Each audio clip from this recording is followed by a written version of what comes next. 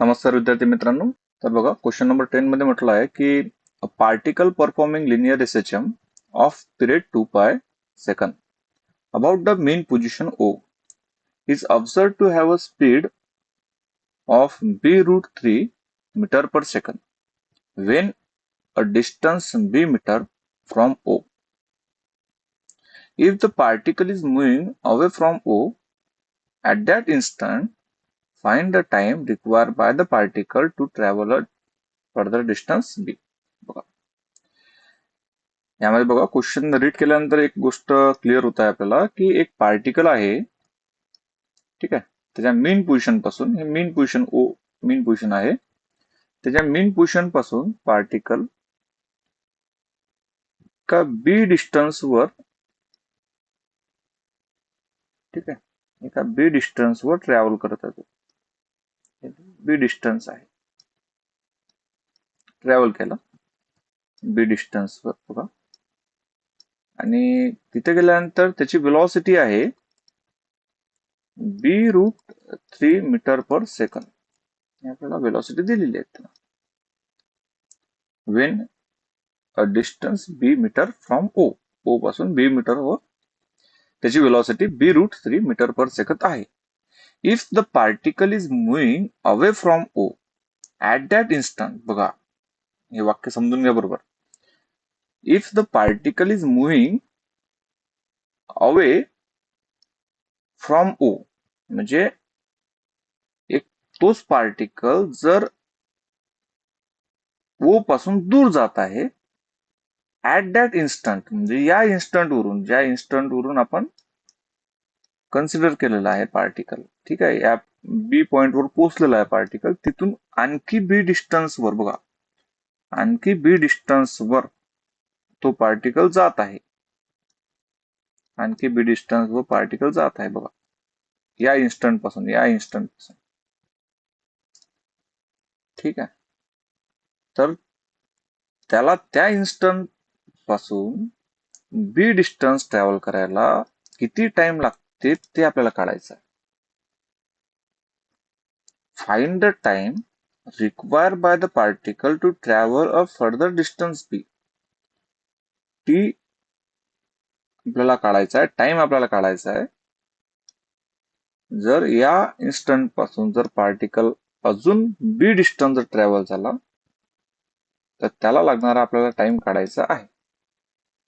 ठीक आहे, बघा, तर या डायग्राम मध्ये थोडं आपण क्लिअर करू बघा.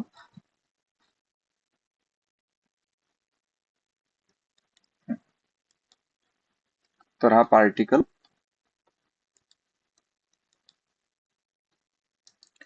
ठीक आहे, इथून या डिस्टन्स वर आधी ट्रॅव्हल केलं त्यानं बी डिस्टन्स वर. ठीक आहे, हा ओ पोझिशन. नंतर या इन्स्टंट पासून आणखी तो बी डिस्टन्स वर ट्रॅव्हल करत आहे. आपण सपोज याला असं कन्सिडरेशन करू की स्टार्टिंगला ट्रॅव्हल करण्यासाठी T1 इतका टाइम लागला ओ पासून, आणि नंतर अजून फर्दर डिस्टन्स बी ट्रॅव्हल करायला T2 इतका टाइम लागला फ्रॉम पॉइंट ओ पासून, आणि इथून इतका जो टाइम असेल तो टी असेल. तर आपल्याला टी काढायचा आहे. ठीक आहे, म्हणजे या पॉइंट पासून, या इन्स्टंट पासून जर फर्दर डिस्टन्स जर बी ट्रॅव्हल केलं त्याला लागणारा टाइम आपल्याला काढायचा आहे. ठीक आहे, तर गिव्हन मध्ये आपल्याला काय दिलेलं आहे बघा. गिव्हन मध्ये बघा, टाइम पिरियड दिलेला आहे, जस्ट टी ची व्हॅल्यू आपल्याला 2 पाय दिलेली आहे, 2 pi second. About the mean position O is observed to have a speed, speed दिली आहे आपल्याला, वेलॉसिटी दिली आहे B root 3 metre per second when at a distance B metre from O. ठीक आहे, जेव्हा तो पार्टिकल बी मीटर वर होता तेव्हाची स्पीड आपल्याला दिली आहे पार्टिकलची.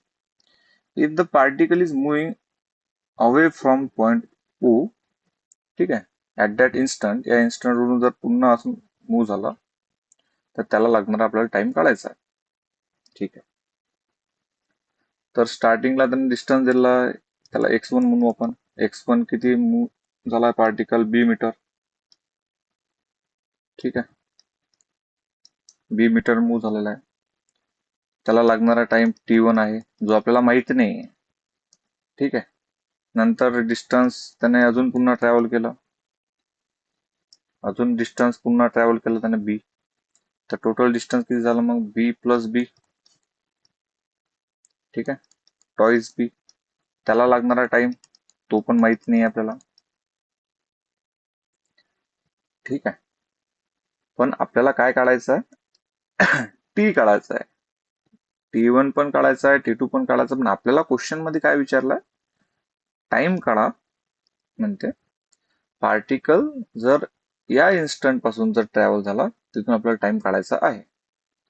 ठीक आहे, म्हणजेच आपल्याला काय काढायचं आहे? T2 म्हणजे दोघांची बेरीज असेल T1 plus T2, sorry T1 plus T1 plus T म्हणजे T2. तर आपल्याला स्मॉल टी म्हणजे आपल्याला टी काढायचा आहे. टी काय काय होणार बघा? T2 आणि हा T1 आहे प्लस, इकडे गेल्यानंतर मायनस T1. ठीक आहे, तर आपल्याला सगळ्यात पहिले आपल्याला T2 काढावं लागेल, T1 काढावं लागेल, त्यानंतर सबट्रॅक्शन करावं लागेल दोघांचं. ठीक आहे,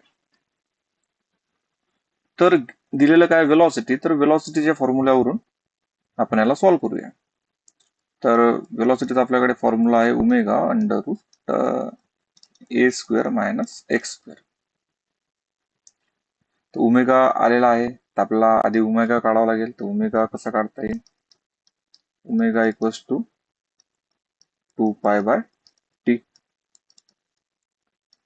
2 पाय, टी ची व्हॅल्यू किती आहे आपल्याकडे? टी ची व्हॅल्यू आहे 2 पाय.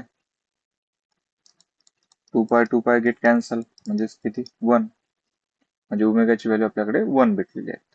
ठीक आहे, व्हेलॉसिटी किती आहे? B root 3. ठीक आहे, ओमेगाची व्हॅल्यू आपल्याकडे 1 आहे. रूट मध्ये ए स्क्वेअर मायनस एक्स स्क्वेअर. आता इथं डिस्टन्स किती ट्रॅव्हल केलं? व्हेलॉसिटी बघा, स्टार्टिंगला त्यानं x1 डिस्टन्स ट्रॅव्हल केल्यानंतर त्याची व्हेलॉसिटी होती, तेव्हा त्याची व्हेलॉसिटी बी रूट 3 होती. x1, ठीक आहे, x1 आपल्याकडे किती आहे? बी मीटर. तर बी ठेवतो, बी चा स्क्वेअर. ठीक आहे, स्क्वेअरिंग करू.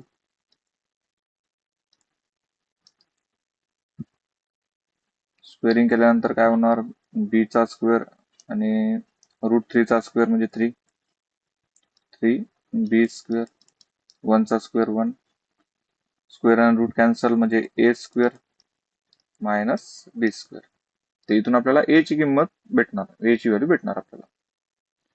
ठीक आहे, 3b स्क्वेअर हे मायनस बी स्क्वेअर, इकडे गेल्यानंतर प्लस बी स्क्वेअर, ए स्क्वेअर. ए स्क्वेअर ची व्हॅल्यू किती भेटली आपल्याला बघा? 3b स्क्वेअर आणि बी स्क्वेअर म्हणजे 4b स्क्वेअर. ठीक आहे, तर ए ची व्हॅल्यू आपल्याला भेटणार बघा,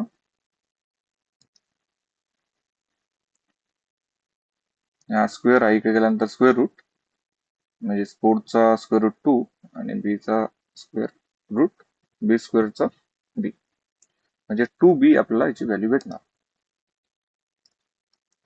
2b. पण आपल्याला अँप्लिट्यूड कशासाठी आपण काढलेला आहे? ठीक आहे, कारण आपल्याला टाइम काढायचा आहे. पण आपल्याला डिस्टन्स दिलेला आहे, तर डिस्टन्स वरून आपण टाइम काढूया, म्हणजे T2 काढूया आणि T1 काढूया. तर बघायचं, तर डिस्टन्सचा फॉर्म्युला आपल्याकडे आता x equals to a sine omega t plus phi असते. तर फायची व्हॅल्यू 0 आहे, इकडून पार्टिकल स्टार्ट झालेला आहे मेन पोझिशन पासून, म्हणून आपण फायची व्हॅल्यू 0 पकडूया. ठीक आहे. तर याला जर मी इथं x2 म्हटलं, त्याला मला टाइमला t2 ठेवावं लागेल. ठीक आहे. तर x2 चं किती आहे आपल्याकडे व्हॅल्यू, x2 ची व्हॅल्यू b प्लस बी म्हणजे 2b. तर आपल्याला ठेवावं लागेल 2b. a ची व्हॅल्यू आत्ताच काढली आपण, 2b साइन ओमेगाची व्हॅल्यू 1 होते. ठीक आहे. आणि तर t2. तर काही हरकत नाही, मी सध्या ओमेगा t2 ठेवतो. बघा 2b मल्टिप्लाय इकडे गेल्यानंतर divide 2b by 2b equals to sine omega t2. 2b get cancel. ठीक आहे. म्हणजेच साइन ओमेगा t2 म्हणजेच 1. तर साइनचा असा कोणता अँगल आहे ज्याची व्हॅल्यू 1 येणार? ठीक आहे. त्याच्यासाठी एक फेमस आपल्याकडे वेव्ज आहेत, साइन वेव्ह 0 1 -1. ठीक आहे. 0 पाय बाय 2 पाय 3 पाय बाय 2. ठीक आहे. 2 पाय. त्यासाठी आपल्याला बघा डायरेक्ट ओमेगा t2 ची व्हॅल्यू किती होणार मग? साइन, लक्ष द्यायचं बरोबर, साइन ओमेगा t2 म्हणजे साइनचा असा कोणता अँगल आहे ज्याची व्हॅल्यू 1 येणार? तर पाय बाय 2 ज्याची व्हॅल्यू 1 येणार. ठीक आहे. म्हणजेच ओमेगा t2 च्या जागी किती ठेवता येईल आपल्याला? म्हणजेच आपल्याला ठेवता येईल ओमेगा t2 च्या जागी बघा पाय बाय 2. तर ओमेगाची व्हॅल्यू किती असते? 1. ठीक आहे. म्हणजेच t2 equals to pi by 2 second. आता कोण फाइंड आउट करूया. तसाच जसं t2 फाइंड आउट केला x2 च्या फॉर्म्युल्यावरून, डिस्प्लेसमेंटच्या फॉर्म्युल्यावरून, तसंच आपल्याला t1 फाइंड आउट करायचा आहे. तर फॉर्म्युला काय होणार? x1 equals to a sine omega t1. ठीक आहे. x1 ची व्हॅल्यू आपल्याकडे किती दिली होती बघा प्रॉब्लेम मध्ये? x1 ची व्हॅल्यू आपल्याकडे b दिली होती. इथे ठेवायचं b. a ची व्हॅल्यू किती आहे आपल्याकडे आता फाइंड आउट केलेली? 2b sign omega t1. 2b तर मल्टिप्लाय केल्यानंतर डिवाइड म्हणजे b बाय 2b. पुन्हा तेच कहाणी, साइन ओमेगा t1. ठीक आहे. त्यानंतर बघा साइन ओमेगा, बघा डायरेक्ट आपण सॉल्व्ह करूया आता. तर हा बी गेट कॅन्सल, म्हणजेच इथं राहणार बघा साइन ओमेगा t1 1 बाय 2. तर साइनचा असा कोणता अँगल आहे का ज्याची व्हॅल्यू 1 बाय 2 येणार? तर साइनचा 0 30 म्हणजे 0 1 बाय 2 म्हणजे 30 म्हणजे पाय बाय 6 म्हणजेच बघा 0 1 बाय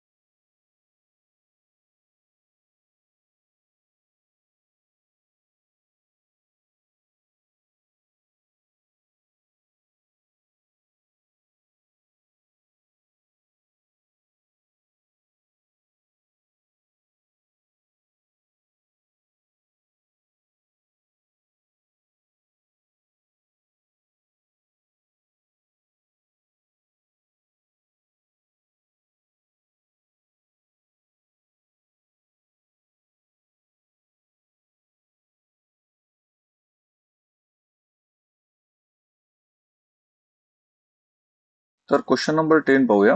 क्वेश्चन नंबर 10 मध्ये बघा काय म्हटलं तर the period of oscillation of a body of mass m1 suspended from a light spring is t. When a body of mass m2 is tied to the first body and the system is made to oscillate, the period is 2t. Compare the masses m1 and m2. बघा यामध्ये बघा काय म्हटलं आहे की दोन system आपल्याला consideration करावं लागेल. जसं फर्स्ट सिस्टीम बघा, फर्स्ट सिस्टीम बद्दल जर बोलतो म्हटलं, ठीक आहे. फर्स्ट सिस्टीम मध्ये बघा काय म्हटलंय की जर हा रिजिड सपोर्ट जर आपण कन्सिडरेशन केला इथं आणि एक स्प्रिंग आपल्याला कन्सिडर करावं लागेल, ठीक आहे. त्याला एक मास अटॅच आहे म्हणते.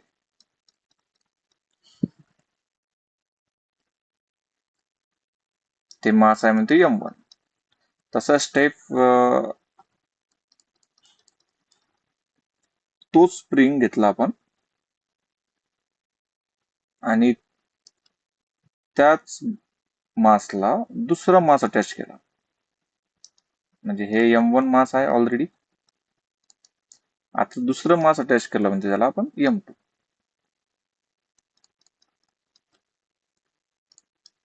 ठीक आहे. तर याचा टाइम पिरियड आपल्याला दिलेला आहे t आणि या सिस्टीमचा टाइम पिरियड दिलेला आहे 2t असं त्यांनी दिलेलं आहे बघा. तर आपल्याला म्हटलं आहे का compare the masses m1 and m2. त्या दोघांमध्ये कम्पॅरिझन करायचं m1 आणि m2 मासेस मध्ये. तर गिवन लिहिता येणार आपल्याला गिवन मध्ये काय आहे. ठीक आहे. याला केस नंबर 1 म्हणतो, याला केस नंबर 2 म्हणतो. तर आपल्याला म्हणता येईल केस 1 आणि इथं केस 2. ठीक आहे. टाइम पिरियड दिलेला आहे, पिरियड, आणि इथं मासेस दिलेला आहे, मास. तर केस 1 मध्ये टाइम पिरियड टी आहे, मास m1. याच्यामध्ये केस 2 मध्ये टाइम पिरियड 2t आणि दोघांचं मास प्लस करायचं m1 प्लस m2. ठीक आहे. सॉल्व्ह करायचं. टाइम पिरियडचा फॉर्म्युला आपल्याकडे आहेच, 2 पाय. आता मास आणि स्प्रिंग कॉन्स्टंटचा फॉर्म्युला बघा काय रिलेशन आहे, अंडर रूट m/k. कुठून आलेला फॉर्म्युला माहिती आहे का तुम्हाला? बघा हा फॉर्म्युला आला आहे ओमेगा, जसं आपल्याकडे omega equals to 2 pi by T आहे, ठीक आहे. किंवा टाइम पिरियडचा फॉर्म्युला आपल्याला म्हणता येणार डायरेक्ट टाइम पिरियडचा काय फॉर्म्युला आहे, 2 पाय बाय ओमेगा. तर ओमेगाच आपण स्टार्टिंगला सगळ्यात आधी लिनियर डिफरन्शियल इक्वेशन मध्ये ओमेगा स्क्वेअर ला आपण पुटअप केलं होतं बघा. कुणाच्या जागी पुटअप केलं होतं आपण, के बाय एम च्या जागी आपण ओमेगा स्क्वेअर पुटअप केला होता. तर ओमेगा बरोबर काय होणार, अंडर रूट के बाय एम. ठीक आहे. हे जर आपण इथं पुटअप केलं तर आपल्याला हा फॉर्म्युला इथं भेटतो असं. ठीक आहे. हे जर आपण इथं पुटअप केलं तर आपल्याला हा फॉर्म्युला इथं भेटतो असं.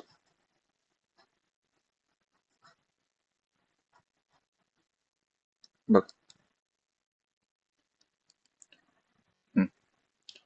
केस 1 साठी काय होणार, फॉर केस 1 टाइम पिरियड आपल्याला दिला टी 2 पाय, ठीक आहे, अंडर रूट मास किती दिलेला m1 बाय स्प्रिंग कॉन्स्टंट के. तो केच राहणार, k1 म्हणणार नाही कारण तो स्प्रिंग आहे आणि सेम स्प्रिंग असल्यामुळं स्प्रिंग कॉन्स्टंट सेम राहतो. याला म्हणतो इक्वेशन नंबर 1. तसंच केस 2 साठी आपल्याला काय बनणार फॉर्म्युला, टाइम पिरियड किती आहे 2t म्हणून ते 2t ठेवणार equals to 2 under root masses काय म्हणणार आता मी मासेस काय ठेवणार m1 plus m2 by k. ठीक आहे, याला सेकंड नंबरचं इक्वेशन. तर याला सॉल्व्ह करायचं. इक्वेशन 1/2 करायचं. इक्वेशन 1/2 केल्यानंतर काय होणार बघा बरं. Equation 1 divide by equation 2 solve करूया. इक्वेशन 1 आहे आपल्याकडे t इक्वल्स टू 2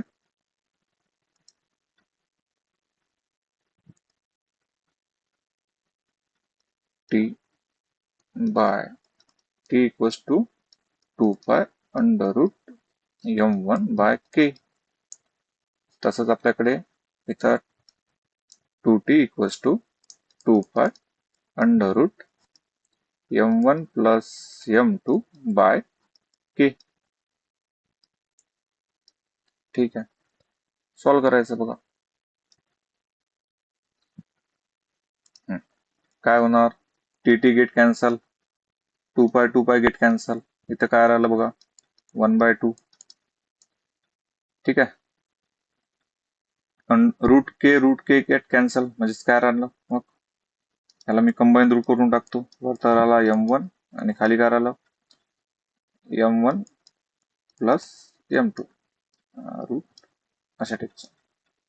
ठीक आहे, रूट के गेट कॅन्सल होते बघ. तर याला स्क्वेअरिंग करायचं.